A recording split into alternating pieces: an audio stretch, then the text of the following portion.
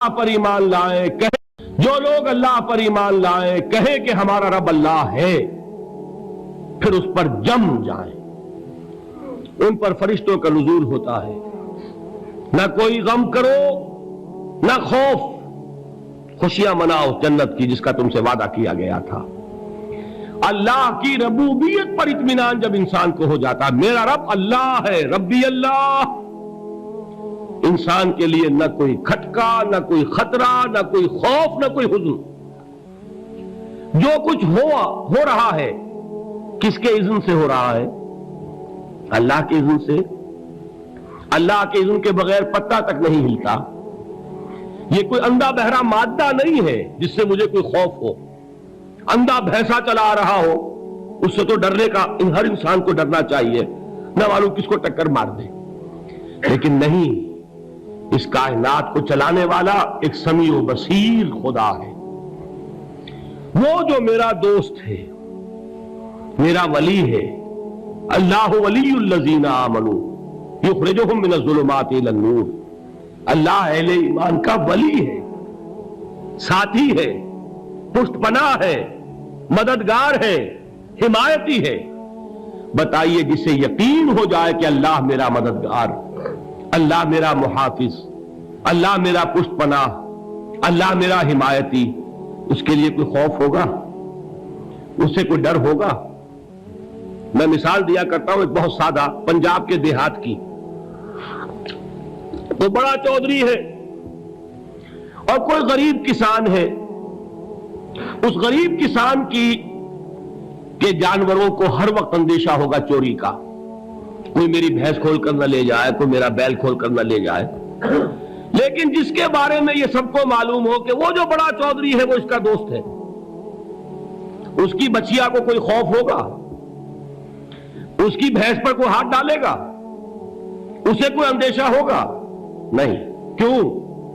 کہ وہ بڑا چودھری، بڑا اس کا یہاں کا سردار، جاگیردار، سب کو معلوم ہے وہ میرا دوست ہے، کوئی میرے خلاف اقدام نہیں کر سکتا۔ اس دنیا میں یہ چھوٹی سی بات اگر آپ کے دلی اطمینان اور سکون کا باعث بن سکتی ہے تو ذرا تصور کیجئے۔ میں لفظ تصور استعمال کروں گا صرف اس لیے کہ اس کا ہم جس کو کہتے ہیں ادراک اور شعور کر نہیں سکتے، اگر کے ساتھ کر سکتے۔ اگر یقین ہو کہ اللہ میرا مددگار اور یقین ہو کہ اللہ ہر آن میرے ساتھ ہے، پھر کوئی خوف، کس کا خوف؟ کوئی شے اللہ سے بالاتر ہے؟ کوئی قوت اس سے زیادہ طاقتور ہے؟ کوئی اس کے ارادے کو بدلنے والا ہے؟ کوئی اس کی مشیت کے آڑے آنے والا ہے؟ یہی بات ہے جو حضور نے فرمائی۔ یہ ایمان کا حاصل ہے لب لباب، کہ دیکھو اچھی طرح اس بات کو ذہن نشین کر لو، اگر تمام انسان مل کر تمہیں کوئی نقصان پہنچانا چاہے نہیں پہنچا سکتے، مگر جو کچھ اللہ نے لکھ دیا ہو، اور تمام انسان مل کر تمہیں کوئی نفع پہنچانا چاہے نہیں پہنچا سکتے، مگر وہ شے جو اللہ نے طے کر دی ہو۔ آپ پھر میں کہوں گا ذرا طاری کیجئے، اسے فرض کیجئے، اسے سوچئے۔ اگر اس حدیث پر ہمارا دل ٹھکا ہوا ہو تو کسی سے ڈر ہوگا؟ یہ مجھے نقصان نہ پہنچا دے، یہ میری رپورٹ خراب نہ کر دے، یہ میری انکریمنٹ نہ رکوا دے، یہ میرا یہ نہ بگاڑ دے، یہ میرے یہ نقصان نہ پہنچا دے۔ اس کا ڈر، اس کا ڈر، اس کا خوف، اس کی خوشامد، اس کے لیے جا کر طرح طرح سے اپنی عزت نفس کو ذلیل کروانا اس کے سامنے، یہ سب کچھ کیوں کرتا ہے انسان؟ جب سمجھتا ہے کہ اس کے ہاتھ میں میرا کوئی نفع ہے، اس کے ہاتھ میں میرے لیے کوئی ضرر ہے، یہ مجھے کوئی گزن پہنچا سکتا ہے، یہ مجھے کوئی نقصان پہنچا سکتا ہے، یہ میرا کوئی کام بنا سکتا ہے، یہ میری کوئی ضرورت پوری کر سکتا ہے، اسی کا نام شرک ہے۔ جہاں آپ نے یہ سمجھا کہ غیر اللہ کے اندر کوئی طاقت موجود ہے، وہی شرک ہے۔ بتوں سے تجھ کو امید ہے، خدا سے نومیدی، مجھے بتا تو صحیح اور کافری کیا ہے؟ شرک تو یہ ہے۔ جس پر بھی تمہیں یہ خیال ہے، کلمہ ہے یہ کلمہ سوم، لا حول ولا قوت الا باللہ، ذرا اس پر دل کو کبھی اگر آپ تصور کریں، پھر فرض کریں، دل ٹھک جائے اس پر، کوئی طاقت نہیں، یہی بات تھی جو شیخ عبد القادر جیلانی رحمت اللہ علیہ نے اپنی وصیت میں اپنے بچے سے کہی. 11ویں دینے والے ہیں، لیکن حضرت شیخ عبد القادر جیلانی کی وصیت اور تعلیمات کو کتنے لوگ ہیں جانتے ہو؟ یہ جن مقامات تک پہنچے ہیں وہ کس چیز کی بدولت پہنچے؟ انہوں نے جو پیغام دیا وہ کیا تھا؟ اے میرے بچے، جس طریقے سے قرآن مجید میں حضرت لقمان کی نصیحتیں جو ہے نقل کر دی گئی ہیں، میں یہ عرض کروں گا بالفرض اگر قرآن حضرت عبد القادر جیلانی کے بعد نازل ہوا ہوتا تو شیخ عبد القادر کی یہ نصیحتیں بھی قرآن میں درج ہوتی. اتنی اونچی نصیحتیں ہیں. اے میرے بچے، اس حقیقت کو ذہن نشین کر لے، لا فاعل فی الحقیقت ولا مؤثر الا اللہ. اس کائنات میں نہ کوئی فاعل حقیقی ہے نہ مؤثر حقیقی ہے سوائے اللہ کے. کسی شے میں کوئی تاثیر نہیں اگر اللہ نہ چاہے. آگ جلا نہیں سکتی اگر اللہ نہ چاہے. پانی ڈبو نہیں سکتا اگر اللہ نہ چاہے. زہر ہلاک نہیں کر سکتا اگر اللہ نہ چاہے. کوئی چیز فائدہ نہیں پہنچا سکتی اگر اللہ نہ چاہے. تو در در پہ کیوں سر جھکاتے ہو؟ در در پر کیوں جبیں سائی کرتے ہو؟ سب کے سامنے کیوں ہاتھ پھیلاتے ہو؟ ایک اللہ سے مانگو. ایک اللہ کے سامنے جبین پر اپنی جبین رکھو. لا فاعل فی الحقیقت ولا مؤثر الا اللہ. نظر آتا ہے ہمیں کہ پانی پیاس بجھا دیتا ہے. پیاس بجھانے کی صلاحیت پانی میں نہیں ہے، اللہ کے اذن سے. کھانا بھوک مٹا دیتا ہے. بھوک مٹانے کی صلاحیت کھانے میں نہیں ہے، اذن رب میں ہے. دیکھیے یہی یقین تھا. حضرت موسیٰ علیہ السلام کا واقعہ یاد کیجئے. سامنے سمندر آ گیا ہے. قوم دیکھتی ہے پیچھے کہ گرد و غبار کا طوفان ہے. معلوم ہوا کہ فرعون اپنے لشکر سمیت آ گیا ہے. لشکر جب چلتا تھا تیز رفتاری کے ساتھ تو گرد و غبار کا جو طوفان اٹھتا تھا اس کا تصور کیجیے. اور لمحہ بلمحہ وہ قریب آ رہا ہے. پوری قوم نے کیا کہا؟ اے موسیٰ انا لمدرکون. اے موسیٰ ہم کو پکڑے گئے. قرآن مجید میں تو یہاں وہ باتیں نہیں لکھی ہیں، لیکن تورات میں یہ درج ہے کہ بنی اسرائیل جھگڑنے لگے، دست و گریبان ہو گئے موسیٰ کے ساتھ. موسیٰ ہمیں یہاں مروایا لا کر، اس سے تو ہم ہی بہتر تھے. وہاں کھانے کو ملتا تھا، زندگی تو تھی، بیگار ہم کر رہے تھے، موت تو نہیں تھی. اب جو کچھ ہوگا اس کا تصور کرو، جس طریقے سے ہمارے ٹکڑے اڑائے جائیں گے. تو لڑ رہے ہیں حضرت موسیٰ علیہ السلام سے. یہ تورات کی تفصیل ہے. قرآن میں صرف اتنا آیا ہے، پریشان ہو کر انہوں نے کہا انا لمدرکون. موسیٰ ہم تو پکڑے گئے. اس وقت موسیٰ کا جواب کیا ہے؟ کلا ان معی ربی سیہدین. نہیں، میرے ساتھ میرا رب ہے، وہ راستہ دے گا. بتائیے کہاں راستہ نظر آ رہا ہے؟ یہ ہے ایمان بالغیب. راستہ نظر نہ آئے تب اللہ پر یقین ایمان ہے. جیب میں پیسے ہوں اور تب دل کو اطمینان ہے تو ایمان کس پر ہوا؟ پیسے پر، اللہ پر نہیں. جب وسائل و ذرائع نہ ہو اور پھر یقین ہو کہ اللہ مسبب الاسباب ہے، وہ اسباب کا پابند نہیں ہے، وہ اسباب کا محتاج نہیں ہے، اسباب اس کے محتاج ہیں. اگر یہ یقین ہے تو اللہ پر ایمان ہے. یہ نہیں ہے تو تمہارا ایمان اسباب پر ہے، وسائل پر ہے، ذرائع پر ہے، مادیات پر ہے، اللہ پر نہیں. اس وقت کہاں راستہ تھا؟ کوئی راستہ تھا؟ سمندر ہے اور ادھر سے لشکر آ گیا ہے. کلا ان معی ربی سیہدین. اب دیکھیے ایمان کہہ دینا آسان ہے، ہوا معکم اینما کنتم. جہاں کہیں بھی تم ہوتے ہو اللہ تمہارے ساتھ ہوتا ہے. لیکن اس کا یقین قائم ہو جائے تو زمین و آسمان کا فرق واقع ہو جائے. یہی بات ہوئی حضور کے ساتھ. غار ہے، چھپے ہوئے ہیں محمد رسول اللہ اور آپ کے وہ یار غار ابو بکر صدیق رضی اللہ تعالی عنہ. اقبال نے حضرت ابو بکر کی شان میں چند اشعار کہے صرف، لیکن واقعہ یہ ہے کہ بھاری بھاری نظموں پر اور قصیدوں پر بھاری ہے. طویل ترین نظمیں اور قصیدے ہوں ان پر بھاری ہے. ہمت او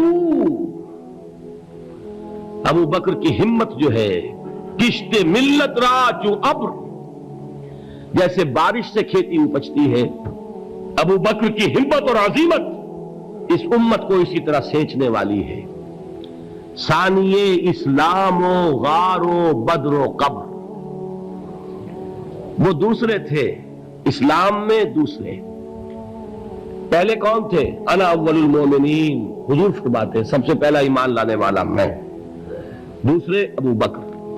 ویسے ہمارے ہاں یہ چلتا ہے اختلاف، حضرت علی پہلے ہیں کہ حضرت ابو بکر پہلے ہیں، لیکن اس میں بڑی خوبصورت تطبیق قائم کی ہے علماء نے، اور بہت صحیح ہے۔ چار کے بارے میں فیصلہ ہی مت کرو کہ کون پہلے ہے، ان کی ایک عجیب تقسیم کر دی ہے۔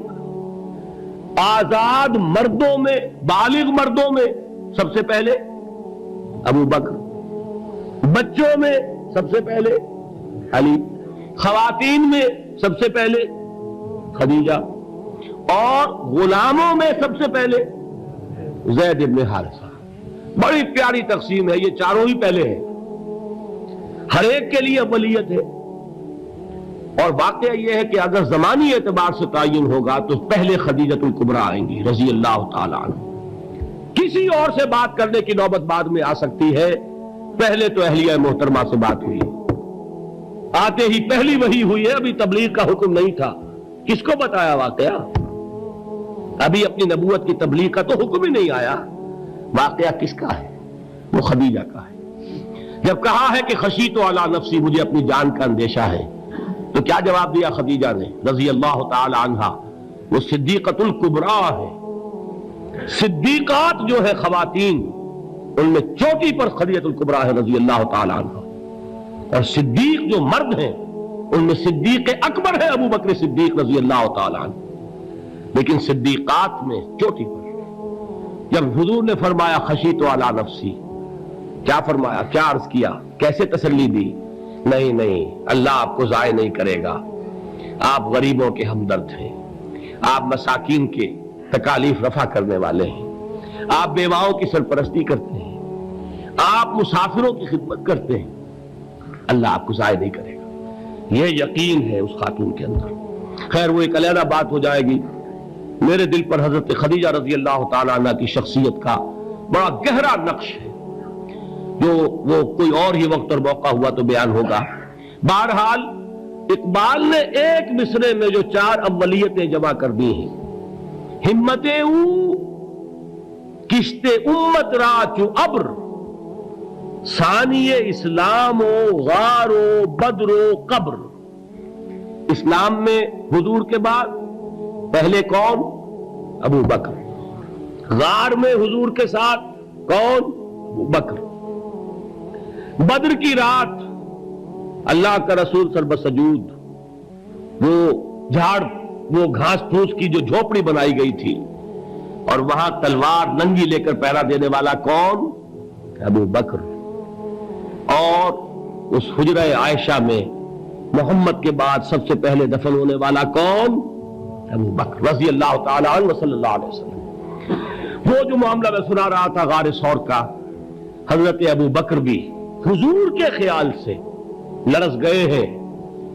آپ کو یاد ہوگا کہ جا کر پہلے تمام جتنے سوراخ تھے انہیں بند کیا ہے، ایک سوراخ رہ گیا تھا جس کو بند کرنے کے لیے کوئی کپڑا نہیں تھا، وہاں اپنی ایڑی رکھی ہے، تب کہا ہے حضور سے تشریف لائیے، اور اپنے زانو پر حضور کو لٹایا ہے، اور وہاں کسی موذی جانور نے کاٹا ہے، حضور کی آنکھ لگ گئی تھی، اس وقت اس بل کے اندر جو بھی بچھو ہے کیا ہے واللہ عالم، اس نے کاٹا ہے، اس کی تکلیف کی وجہ سے ابو بکر کی آنکھوں سے آنسو ٹپک گئے، حضور کے چہرے مبارک پر پڑے ہیں کہ حضور جاگے ہیں، معاملہ کیا ہے؟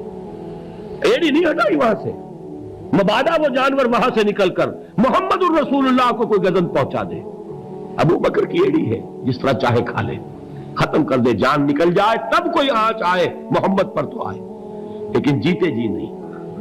وہ ہے ابو بکر۔ حضور کے خیال سے اس وقت حضور نے پھر اپنا لعاب دہن لگایا ہے، اور اس سے پھر آپ کی تکلیف ختم ہوئی۔ جیسے خیبر میں حضرت علی کی آنکھ دکھ رہی تھی، اس کو جو شفا حاصل ہوئی ہے وہ بھی حضور کے لعاب دہن سے ہوئی۔ تو بہرحال اس وقت انہوں نے کہا ہے کہ اے نبی یا رسول اللہ، اگر اس وقت ان میں سے کسی نے غیر ارادی طور پر بھی اپنے قدموں کی طرف جھانک لیا تو پکڑے جائیں گے۔